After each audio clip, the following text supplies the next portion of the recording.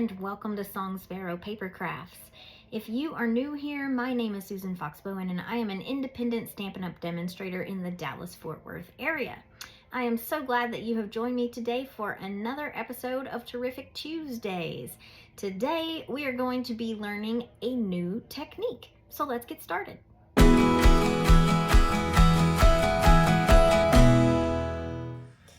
So for those of you who follow me on social media, you probably saw the card that I shared with you on Saturday that used the Merriest Trees dies and one of my favorite fun folds called the Center Step Fun Fold.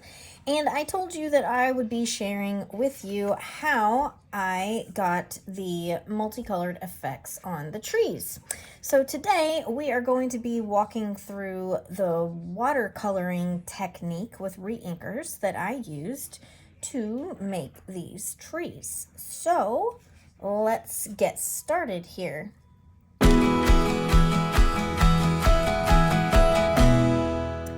So first things first, we're going to get started with a piece of watercolor paper. And I'm actually going to move this up just a smidge so it will all be in frame here. And the next thing that we are going to gather together are going to be our ink colors. Now, I am going to go ahead and recreate these trees, and I just used two colors for that. So I'm using Pretty Peacock and Old Olive reinkers, and you'll need an aqua painter, a water painter, or a watercolor brush, however it is that you know it and refer to it. So mine is already filled with water. If you're not familiar with a water painter, aqua painter, they're really simple. I happen to pick the wide brush here. It's just one that I took out of my stash. I have a whole bunch of these, so some are Stampin' Up, some are not. The reservoir here, you can kind of see as I tilt it, has the water in it already. And you're going to notice that these screw and unscrew backwards from what you might remember. Lefty loosey, righty tighty. Yeah, well, no, that is not how these work. They screw in backwards. So if you find yourself twisting and you're like, why can't I get this apart? Try twisting it the other direction. I actually broke one. So I'm just giving the word to the wise of how these work. So anyway, we're going to want to make sure that this is filled with water before we get started and all ready to go. And again, you can pick whichever size brush that you want. It really, in this case, it does not matter a bit. All right, so I'm using my glass mat for this particular project. If you don't have a nice surface like this that's really easily cleanable when you're finished, I would recommend that you use maybe a bowl or something. And I kind of am going to keep my colors separate. So I'll just let you be the judge on what works for you. I'm using my glass mat. So we're going to get started by just putting some drops of our colors out here to use.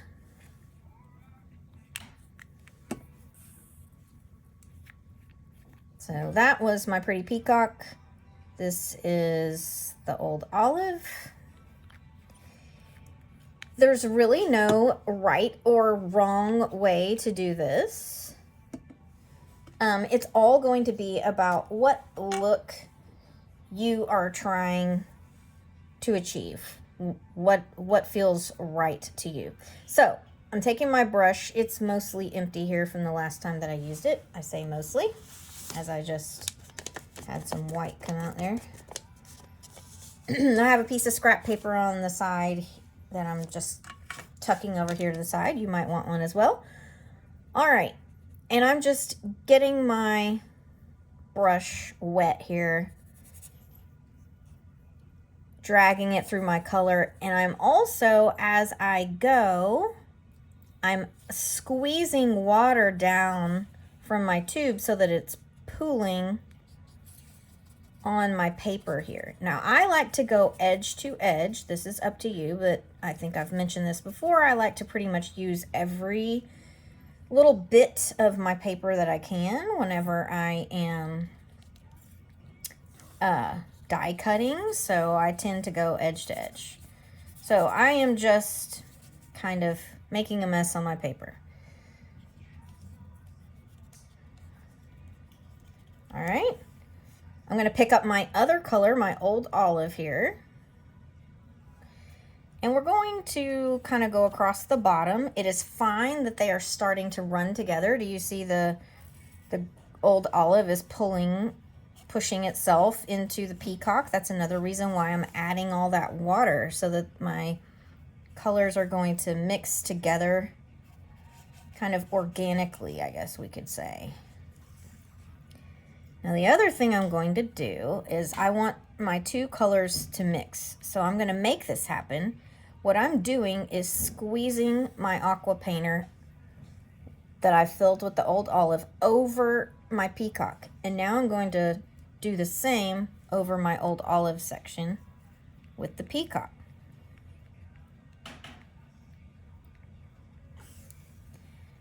Now if I want to just kind of pull this around to the edge, I'm just kind of getting that to pull to the edge, right?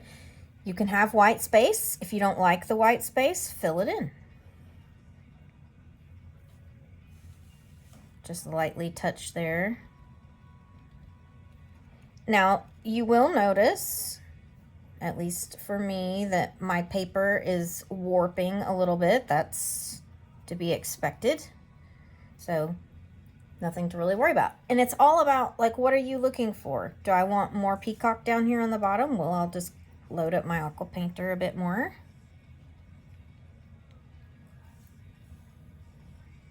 Dab it across the bottom.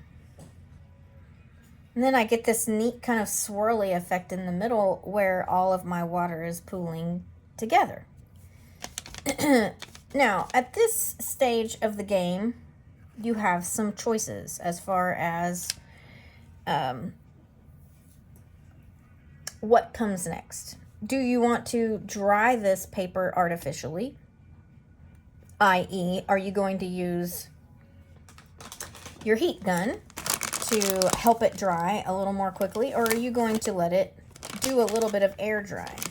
Now here's one little pointer that I will give you on this. So in this particular instance, with this particular square of paper, I have really loaded on the water. And what does that mean? Well, that means that I've got a whole lot of water pooled. You can see it pooled right here in the center. So if I apply my heat gun at this point, what it's going to do is move that around, and I'm going to get a different look whenever it's dry. This particular time, am going to allow this to do a little bit of air drying. While I'm standing here chatting, I'm also cleaning up my space here. Now, you are going to notice, and you probably noticed as I was wiping around, that you have water that pools underneath your watercolor paper. Now, just taking, I happen to have, these are literally what they call boogie wipes. They don't have any chemical in them. They're just kind of saline on a tissue, essentially, a soft little tissue. Now you can kind of take some of this extra ink that's spilled over the edges and pick it up with that. Notice how I just moved that pool of water. So if I want to have this collection of interesting color in the center, I'm probably not going to want to move my pooled ink too much, or it's going to move away from where it's pooled, right?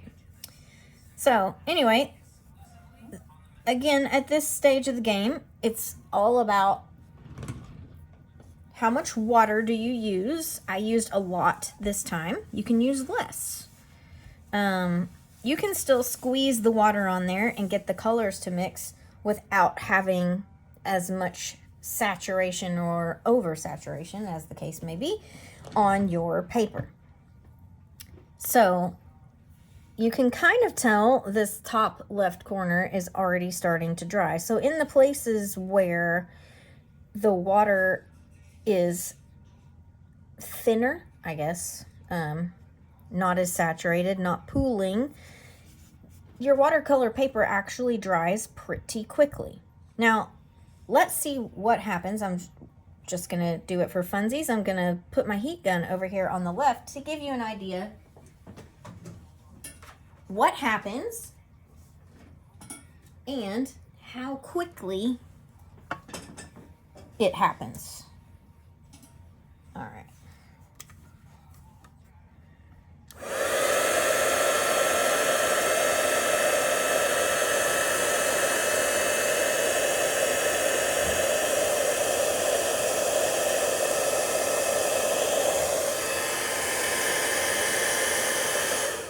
So do you see how the heat gun moves the pool of water around? So that's what I mean by what are you going for as far as the effect of the pooling water on your watercolor paper. You may just be, hey, I want to get this done as quickly as I can, in which case, dry away.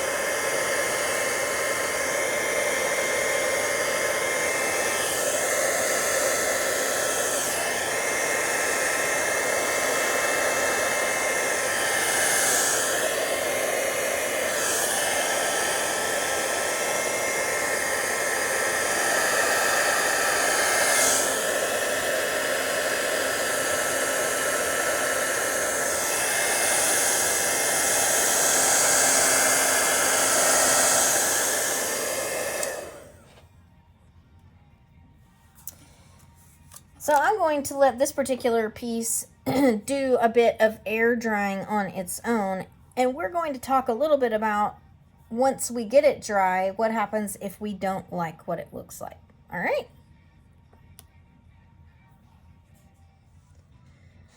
All right, so our panel has dried a bit more, and now you can kind of see what we are left with after the fact. And if I want it to have a bit more of the peacock on the bottom, the beauty here is we can come back and do some addition or subtraction. Subtraction would just be running our aqua painter over it without any additional ink. A little addition, maybe I'm just going to come along here and do a bit like so. And I can move this around with my painter, or I can also just kind of add water. So it's going to give us just a bit more of a splattered look, which is what I was going for. All right, so I'm going to dry this. We'll come back and we're actually going to make a little something different out of it this time. All right, so I've allowed a little bit more dry time. You can kind of see what happened after I came back and did a little additional ink splatter here. The fun of this particular technique is, like I said when we got started, was there's no right or wrong. The more you play with it, the more you kind of figure out the amount of mixing that you want to do versus, you know, squeezing the water from the top, and how it looks. And I mean, it's all a matter of personal preference, and quite frankly, it's art, right? And so all art is beautiful. So what we are going to be doing is taking our watercolor sheet here that we've made our custom color combination, and we are going to be using the Merriest Trees dies to cut. I'm going to cut all of the sizes. Stand by, I did not grab those. Okay, Sorry, I did not have those next to me whenever I got started on this segment because I had them over by the die cutting machine. We're going to be using each of the tree sizes, the tree die sizes from the Merriest Tree die set, because we're going to be layering them on our card. The other things that you will need are the gold dipped card backs and envelopes. These are all from the Holiday Mini Catalog. And then the joyful ephemera, both the images and the sentiments, I believe is what it's called. Joyful sayings ephemera. Together, we're going to make a really cute card that's going to come together super quickly. So let's get started. I'm going to make a little magic happen and cut each of the sizes of the tree from Merriest Trees, and we'll be back and put it all together. Okay, so we have each of our tree shapes cut from our custom paper here, and now what we're going to do is layer them up. I don't know whether or not you knew this, so let's just talk about it a little bit.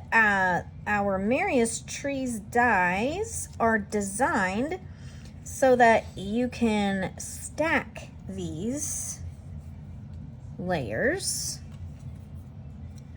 to give you a more realistic look of a fluffy tree. Now, you might be thinking, well, I don't see how that is really doing anything for me as far as realism goes. Well, let's give it a little help here. I'm gonna come back and just on the bottom, I'm just gonna add dimensionals down along this bottom edge on each of my layers. I'm going to put a glue dot at the top, the tip of the tree. Ish. That one missed. There we go. Get off me. It doesn't want to. Doesn't want to cooperate right this minute.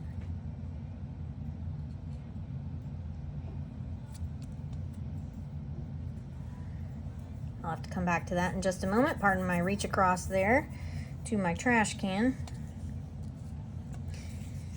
I think my paper, although it doesn't feel damp to me, has just enough moisture left in it, perhaps, that the glue dot is saying, no, that's water, not going to stick.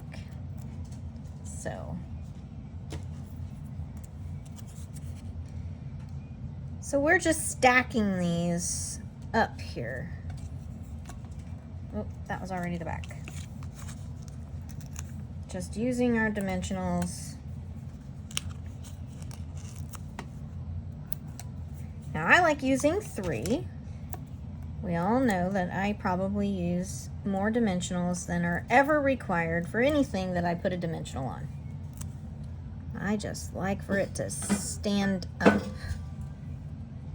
Pardon me just 1 minute. Sorry about that. My office assistant in training thought that it might be fun to hop up on an area where she is not allowed. And she was playing with things that are not toys. Kittens. Gotta love them. So now what we have, if we look at this a little bit more, is we have some dimension to how each set of leaves comes out. So it looks a lot more like a tree. All right, I'm gonna set that to the side for a moment.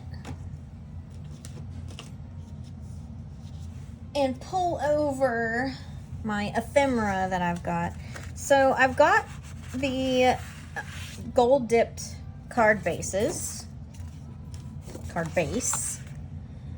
I chose the garden green in this case. So what we're going to do is we're going to build a little Christmas tree scene here. with some of our ephemera and the tree that we just made. So I just want my ephemera to sit in front of the tree, and I'm going to lay this out before I stick anything down here.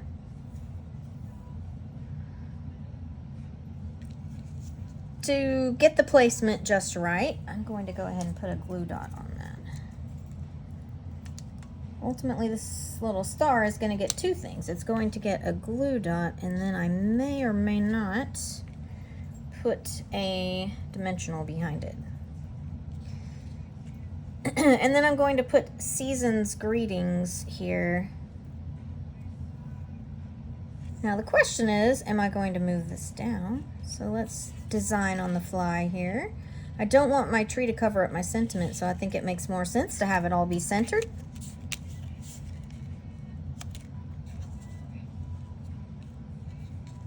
Centered-ish towards the top. And then we will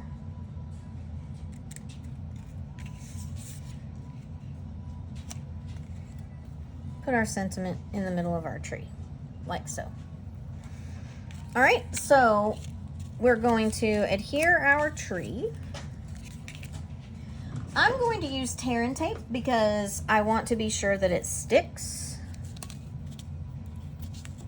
And since right now I am still dealing with watercolor paper that is not as dry as I thought it was, I know that this tear and tape will definitely do the job.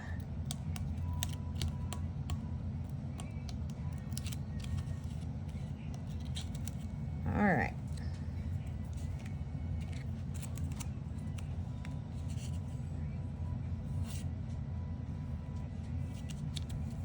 Put it right about there.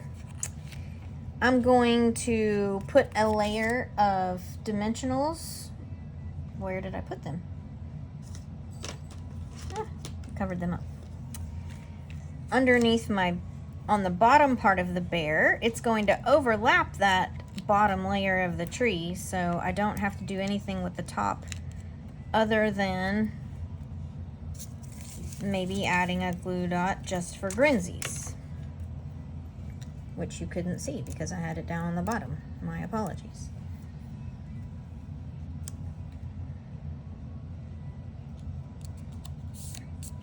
Like so. I'm going to go ahead and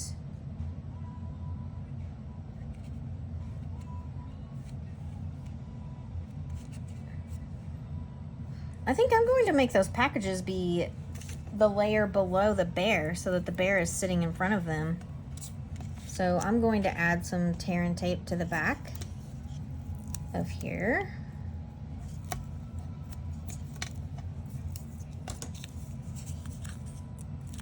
We are designing on the fly today. I mean, I had a general idea of what I was going to do.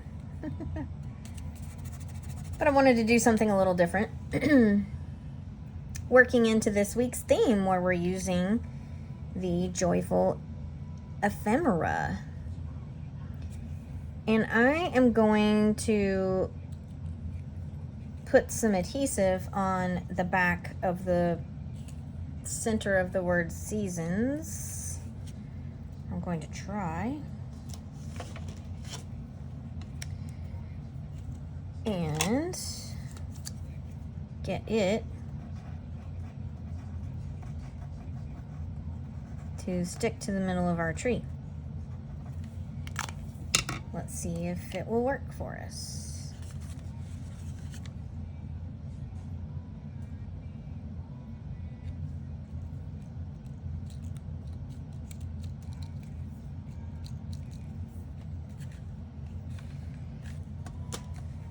Like so. Now, to finish things off,